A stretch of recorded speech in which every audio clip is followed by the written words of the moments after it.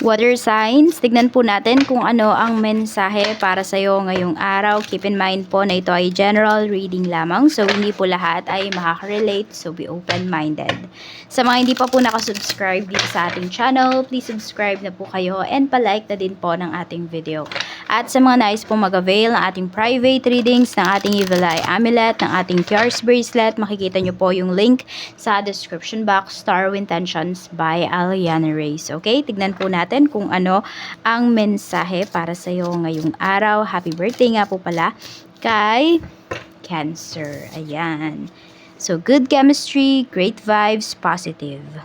Ayan po. So, pwedeng yung mga nadadala mo na energy towards sa ibang tao, yan po, very positive. Or yung mga napipick up mo sa kanila ng mga energies is very positive. So, pwedeng may mga tao ka dito, water signs, na pinagkakatiwalaan mo talaga kasi naniniwala ka sa intuition mo.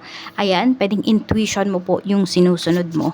Tignan natin, very positive yung energy mo dito. Kung meron kang mga dealings ngayong araw, na pipick up mo talaga na okay yung taong to.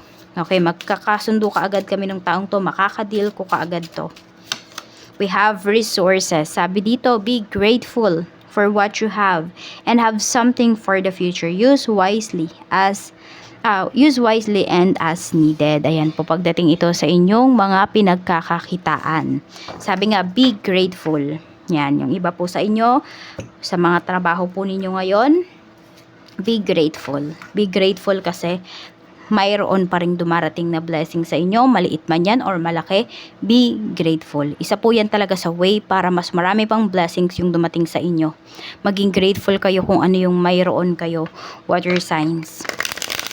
Minsan, di ba, hindi man yan yung gusto mong makuha, hindi man yan yung ninanais mo, pero yan yung binibigay sa'yo kasi pwedeng mas yan yung kailangan mo. So, be grateful. Tignan natin ano pa yung mensahe. Meron tayo ditong solitude. So, yan, nakakaramdam ka ng kapayapaan sa mga taong kasama mo ngayon. We have uncertainty. Pero hindi mo alam kung kailan ba magtatagal yung kapayapaan na yan. We have release. Kasi may mga bagay ka daw dito na kailangan mo nang i-release. So, once na parang nag-hold on ka, 'di ba? So, nag-hold on ka dun sa mga bagay na yon, ayan po, pwedeng magulo ulit yung life mo. Magulo ulit yung, maging maingay ulit yung paligid mo. Yung katahimikan na ini-aim mo, pwedeng mawala yan. Kaya kung ano man tong mga bagay na to na need mo nang i-release mo na yan, water signs. Tignan natin ano pa ba yung mga pwedeng mangyari sa'yo ngayong araw na ito. Tignan natin, spirit guide. Hindi ko alam kung may nangunguha ba dito ng kasoy or kumakain ng kasoy, cashew. Hindi ko alam kung may bunga, may puno ba kayo nun. Tignan natin. Mensahe po natin, spirit guide.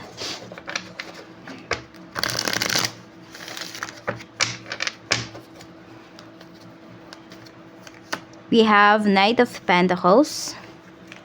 We have Wheel of Fortune. And we have 3 of Wands. So, meron bang mangingibang bansa dito? Ngayon ba yung flight po ninyo? Have a safe flight po. Ayan. Meron naman dito is looking po kayo sa other opportunities. Other jobs. Yun yung pinapakita. So, meron dito, pwedeng nag-a-apply ngayon ng trabaho. Meron po dito, pwedeng naghahanda kayo. Nag-i-empake yung iba sa inyo. It's either aalis kayo kasi punta kayo ng abroad or uwi kayo ng province or punta kayo ng city. Pero meron din po dito, pwede po nalilipat kayo ng bahay. Kaya ayan, meron dito nag-aayos ng mga gamit. Tignan pa po natin ano pa yung mensahe para sa'yo pagdating naman po sa iyong pamilya. Sa pamilya naman, we have King of Cups at mayroon tayo ditong Strength. Tapos meron tayo ditong The Magician. So, ayan po. Merong ditong isang tao na parang hook na hook po kayo, water signs, pag nagsasalita. Or pwedeng yan yung family mo. Kapag nagsasalita ka, talagang pinapakinggan kanila, water signs. Ayan, kasi pwedeng nandun yung mahinahon kang magsalita. Ayan, meron din naman ako nakikita dito. Pwedeng ini-introduce kayo sa someone. Yun yung nakikita ko pagdating dito sa family mo. Ayan, pwedeng may nirereto sila sa'yo. Pwedeng ito naman hindi nanay at tatay mo. Pwedeng kunwari mga pinsan mo, mga kapatid mo, may nirereto sa'yo. Pwedeng ganun. We have 5 of Pentacles. Pagdating to sa mga friends mo. And we have Knight of Wands. Ayan, may mga friends ka dito na parang pabara-bara sila pagdating sa kanilang finances. So, ayan, parang pag naubos, sa'yo sila lumalapit. Water sign, sa'yo sila nang hihiram. So, medyo mag-iingat ka. Ayan. Hindi ko alam kung pinayuhan mo na tong mga kaibigan mo, pero hindi pa rin sila nakinig sa'yo. Kaya, ayun. Parang ikaw yung nahihirapan dito. Parang ikaw kasi yung nilalapitan nila. Water sign. So, mag-ingat ka kung ito ba ay oo-ohan mo or hindi. Tignan natin. So, pwede rin na hindi sila nangungutang sa'yo, pero pwedeng kung meron silang business proposal sa'yo, so, ayun po, pwede na, yun yung inaalok nila sa'yo. Kaya lang kasi, di ba, nakita mo na nga na hindi sila marunong mag-handle ng finances, ng pera, so, bakit ka magtitiwala sa kanila? Na kaya nilang i-handle yung finances or yung pera na ibibigay mo sa kanila. Kaya mag-isip-isip ka dito, water signs. Huwag mong pairalin yung puso mo kasi pwedeng, ayan, pag pinairal mo yung puso mo dito, nagtiwala ka dito sa mga friends mo, baka mawala yung pera na pinaghirapan mo. Tignan natin, pagdating naman po sa love life, kamusta naman po ang love life spirit guide? Sa love life naman, we have the moon, we have the chariot, and we have the hermit. Okay, so yung person mo, or parehas kayo ng person mo, tahimik lang yung relationship po ninyo. Ayan. Meron lang naguguluhan. So, kaya baka tumatahimik yung person mo kasi hindi siya sigurado dito sa relationship po ninyo. Ayan po, pwedeng meron dito nabibigla. Meron dito nagmamadali. Ayan. Or parang, ano ba yun, nararush. Nape-pressure, ayan. Pero maganda naman po yung relationship. Kung ano man tong mga pinag-iisip-isip ng person mo ngayon, marirealize din niya kung ano ba talaga yung gusto niya. Pero wala naman ako nakikitang hiwalayan dito. Ayan po, pwede rin na may mga aaminin sa'yo yung person mo pagdating sa mga bagay na hindi niya sinasabi sa'yo before. Check po natin pagdating naman sa kaperahan. Sa kaperahan mo naman, we have 8 of Wands. Meron tayo ditong 4 of Swords. At mayroon po tayo ditong 8 of Pentacles. So, ang ganda ng energy pagdating sa finances mo. Water signs. Yan, yung iba nga lang po sa inyo is, ayun, wag kayo daw magmamadali. Wag kayo talagang makuha sa matamis na mga salita.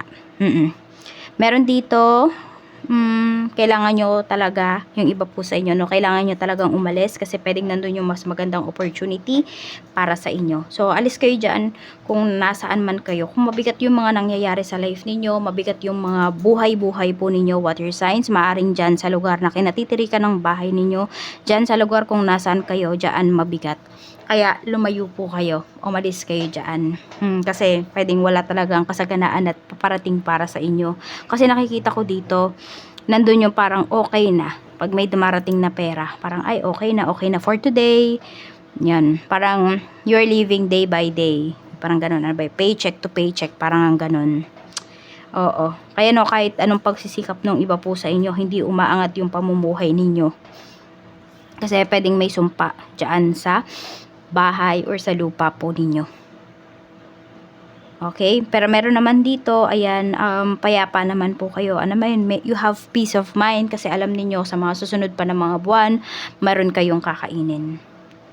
Okay, alam mo, sa mga susunod na buwan, tuloy-tuloy pa yung trabaho mo. Ayun.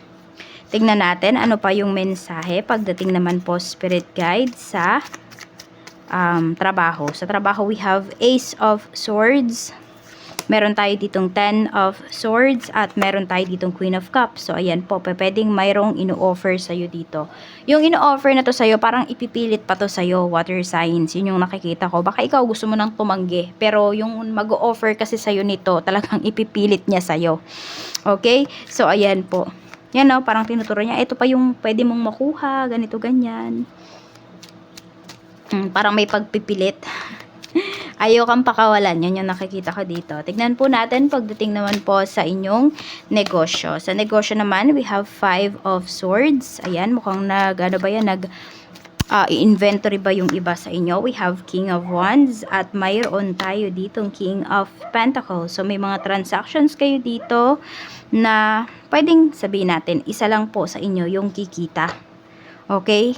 So ayan, may mga reseller ba kayo?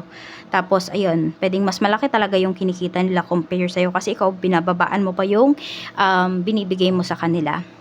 So sila naman nagpapatong. Okay? So pwede rin naman baliktad.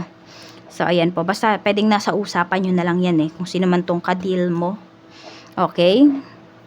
Okay. So, pwede naman na win-win outcome naman daw yan. Win-win situation naman daw po yan. Pero, depende pa rin talaga. Kasi parang may nanduloko sa'yo dito. May nanduloko sa'yo dito, water signs. Hindi ko lang alam kung sa paanong paraan ka niloloko ng taong to. Pwedeng ito ay staff mo, baka kinukupitan ka. So, tingnan natin if ever man may tao dito na hindi mo na nakakausap, ano yung gusto niyang sabihin sa'yo. Ano yung gustong sabihin sa'yo nung taong to? Water signs. We have, I need to own up to where I feel sure about this relationship. Okay. So, hindi pa po mapanindigan nung taong to kung ano yung nararamdaman niya sa'yo, kung ano ba yung ano tong relasyon na ito, 'di ba? Hindi siya sigurado. Nako, mahirap ka-deal yung ganyang tao. Kaya kung meron man nang go sa inyo, ayan, meron man tao dito na ganyan nga po yung ginawa, sinasabi niya hindi siya sure. So, wag na kayong sumugal ulit kasi baka mamaya bumalik yan, tapos hindi na naman pala siya sigurado. 9, 29, 56, 38, 11, and 13, yan po yung inyong lucky numbers. And also, by the way, nafe-feel ko sa taong to, masyado kasi siyang emotional. Kaya, hindi niya control. Yung energy niya is all over the place, yung emotions niya.